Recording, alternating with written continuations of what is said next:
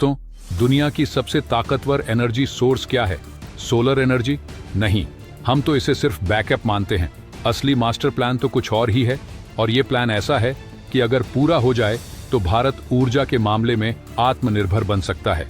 लेकिन अफसोस, इस प्लान को रोकने के लिए एक नहीं, दो नहीं, बल्कि हमारे 11 वैज्ञानिकों की रहस्यमयी मौतें हो चुकी हैं।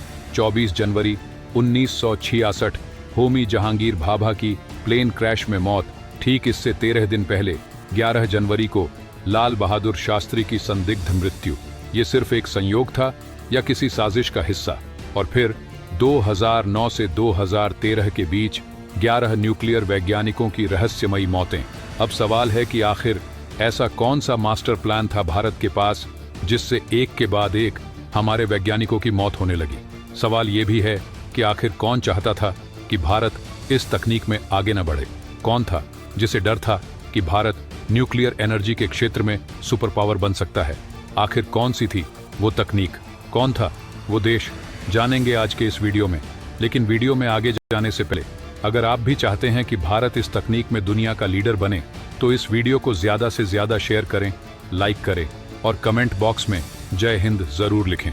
क्योंकि दोस्तों, जय हिंद कहना सिर्फ एक शब्द नहीं, बल्कि हमारा गर्व है। दोस्तों, भारत का न्यूक्लियर प्लान एक ऐसा मिशन जो अगर पूरा हो जाए तो भारत को ऊर्जा के क्षेत्र में अजेय बना सकता है। लेकिन दोस्तों, इस प्लान की शुरुआत एक बहुत ही चौंकाने वाली सच्चाई से होती है। आपको जानकर हैरानी होगी कि न्यूक्लियर प्लांट्स के लिए जिस ईंधन यानी यूरेनियम की जरूरत होती है, भारत के पास उसका मात्र 1% भी रिजर्व नहीं है। जी हाँ, महज 1%। लेकिन ठहरिए, कहानी यहीं खत्म नहीं होती। भारत के पास एक ऐसा खजाना है जो हमें ऊर्जा के क्षेत्र में सुपर पावर बना सकता है, और वो है थोरियम। भारत के पास दुनिया का 33% थोरियम रिजर्व मौजूद है, और ये खजाना छिपा है पूर्वी घाटी क्षेत्रों यानी ईस्टर्न घाट में। अब सवाल उठता है कि अगर हमारे पास यूरेनियम नहीं है और थोरियम भरपूर मात्रा में है, तो हमें क्या करना चाहिए? यहीं पर आता है भारत का सबसे बड़ा मास्टर प्लान, होमी जहांगीर भाभा। ये नाम सिर्फ एक वैज्ञानिक का नहीं, बल्कि भारत को ऊर्जा के क्षेत्र में आत्मनिर्भर बनाने वाले दृष्टा का है। उन्होंने भारत के लिए एक ऐसा 3 चरणीय न्यूक्लियर प्रोग्राम तैयार किया जिसे अगर सही से लागू कर दिया जाए तो भारत को कभी किसी देश से ऊर्जा मांगने की जरूरत ही नहीं पड़ेगी। यह योजना इतनी शक्तिशाली थी कि इसे रोकने के लिए दुनिया की सबसे ताकतवर एजेंसियों ने साजिशें रचीं, वैज्ञानिकों की रहस्यमयी मौतें हुईं, लेकिन भारत अपने लक्ष्य से पीछे नहीं हटा। सबसे पहला चरण, भारत ने 1963 में कनाडा के साथ 200 मेगावाट के 2 heavy water nuclear power plants की डील साइन की। अब सोचने वाली बात यह है कि ये प्लांट्स सिर्फ बिजली बनाने के लिए नहीं थे, बल्कि इनका असली मकसद प्लूटोनियम तैयार करना था। यह सुनकर आपको झटका लग सकता है, लेकिन सच यही है। जब न्यूक्लियर पावर प्लांट में यूरेनियम पर न्यूट्रॉन की बौछार होती है, तो यह सिर्फ बिजली नहीं बनाता, बल्कि एक साइड इफेक्ट के रूप में प्लूटोनियम भी तैयार करता है। और यही प्लूटोनियम भविष्य के न्यूक्लियर एडवांस्ड रिएक्टर्स के लिए सबसे अहम हथियार था। भारत के दूसरे चरण की ओर, जहां हमने दुनिया को दिखा दिया कि अगर भारत किसी मिशन पर लग जाए तो उसे कोई रोक नहीं सकता। भारत ने प्लूटोनियम को न्यूक्लियर रिएक्टर के कोर में रखना शुरू किया और इसे ठंडा करने के लिए पारंपरिक तरीके यानी पानी की जगह लिक्विड सोडियम का उपयोग किया। लेकिन यहां असली गेम चेंजर तब आया जब भारत ने इस सिस्टम के चारों ओर यूरेनियम की जगह थोरियम को भर दिया, और यह एक मास्टर स्ट्रोक साबित हुआ। अब यहां विज्ञान का असली जादू देखिए। जब प्लूटोनियम के चारों ओर थोरियम रखा गया, तो थोरियम धीरे धीरे यूरेनियम 233 में बदलने लगा, एक ऐसा फ्यूल जिसे न्यूक्लियर रिएक्टर्स में इस्तेमाल किया जा सकता है। यानी भारत ने अपने थोरियम रिजर्व को दुनिया का सबसे बड़ा एनर्जी सोर्स बना दिया। और आज इसी टेक्नोलॉजी पर काम करते हुए भारत ने अपने फास्ट ब्रीडर रिएक्टर को सफलतापूर्वक लोड कर दिया है।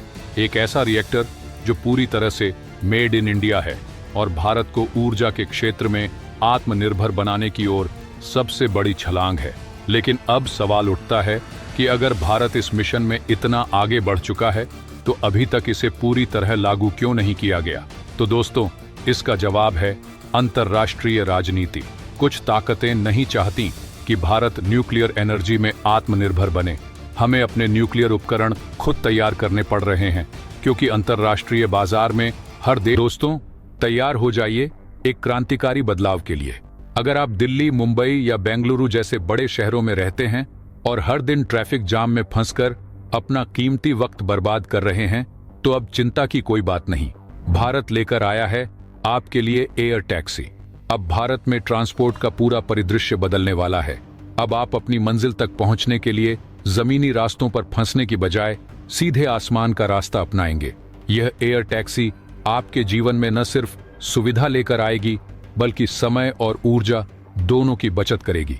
इसके अलावा भारत इस एयर टैक्सी को अपने साझेदार देशों को एक्सपोर्ट करके मोटा पैसा भी कमा सकता है, जिससे आज के मॉडर्न युग में भारतीय अर्थव्यवस्था के नए पंख लग जाएंगे।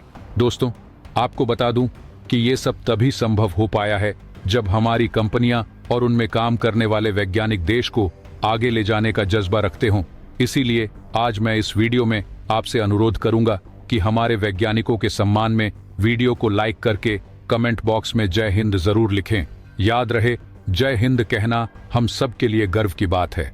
दोस्तों, आज की दुनिया में तेजी से बढ़ती आबादी के कारण ट्रैफिक की समस्या विकराल रूप धारण कर चुकी है।